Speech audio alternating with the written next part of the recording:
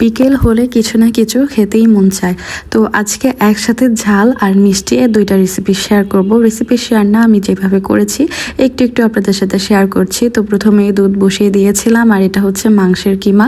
মাংসের কিমা করা হয়েছে পিঠা বানানোর জন্য, মানে পুর করা হয়েছে পিঠা বানানোর জন্য।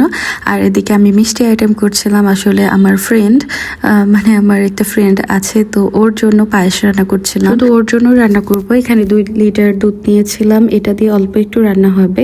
যদিও মিষ্টি আইটেম ওইরকম ভালো লাগে না, মাঝে মধ্যে আবার খেতেও মন চায়। যেমন পায়েসটা অনেক বেশি পছন্দ করি। পায়েসটা রান্না করে ফ্রিজে রেখে ঠান্ডা করে খেতে বেশি ভালো লাগে গরম পায়েস থেকে। আবার সেমাইটাও ওইরকম, যখন রান্না করে ফ্রিজে রেখে দেয় একদম ঠান্ডা থাকে, তখন খেতে আরও বেশি ভালো লাগে। তো এখানে আমি দুধের মধ্যে হচ্ছে গরম মশলা দিয়ে দিয়েছিলাম, আর পোলাওর চাল অ্যাড করেছি। চিনি এখনও অ্যাড করিনি, কারণ চিনি দিলে তো পোলাওর চালটা ভালো করে ফুটবে না, যার কারণে চিনিটা পরে অ্যাড করব। মা রান্না করেছিল সেদিন সাবু, তারপর হচ্ছে নারকেল দিয়ে পায়েস, সেটাও অনেক বেশি মজার হয়েছিল। তো এখানে মা একটা ডো করে নিচ্ছিল, এটা হচ্ছে চালের গুঁড়ির ডো। এটা দিয়ে মাংস পিঠা বানানো হবে, যেটা খেতে অনেক বেশি মজার হয়। বিকেল বেলা বা সন্ধ্যার দিকে খেতে অনেক বেশি ভালো লাগে। তো একটু বেশি করে বানাচ্ছিল, 2 দিনের জন্য, মানে ফ্রোজেন করে রেখে দেওয়া হবে।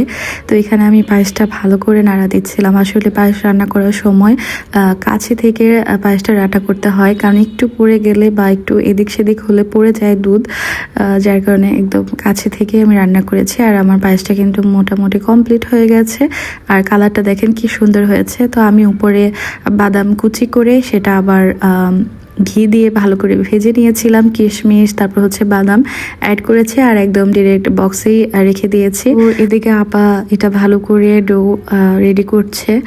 চালের গুঁড়ি দিয়ে পিঠা বা সমুচা পিঠার মতোই হয় এই পিঠাটা। এটা ফ্রোজেন করে রেখে দিলে পরে খেতেও ভালো লাগে। আজকে আমরা সবাই মিলে পিঠা বানিয়েছিলাম, মানে আমাদের বাসার পিঠা আইটেমটা সবাই মিলেই করতে হয়, একা তো আর করা যায় না।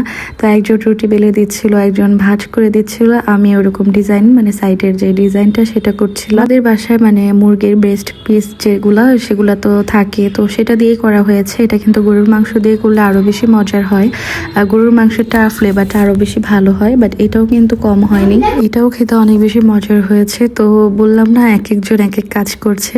তো এখানে মিমি আপু পিঠার পুরটা মানে রেডি করে দিচ্ছে, আর সাইডের যে ডিজাইন করাটা হয় সেটা আমি করছিলাম, মা ভাজছিল। তো সবাই একসাথে অনেক মজা করে এনজয় করে আমরা কাজটা করতেছিলাম। পিঠা, এই জাতীয় পিঠা খেতে ভালো লাগে। মিষ্টি খাবার বা মিষ্টি পিঠা থেকে একটু ঝাল ঝাল মশলাওয়ালা পিঠা খেতে কিন্তু অনেক বেশি ভালো লাগে। আর পিঠাগুলো খুবই মুচমুচে হয়েছিল, খেতে অনেক বেশি মজার হয়েছিল। আমরা গরম গরম খেয়ে ফেলেছি, অনেক বেশি মজার ছিল। আজকের মতো এই পর্যন্ত।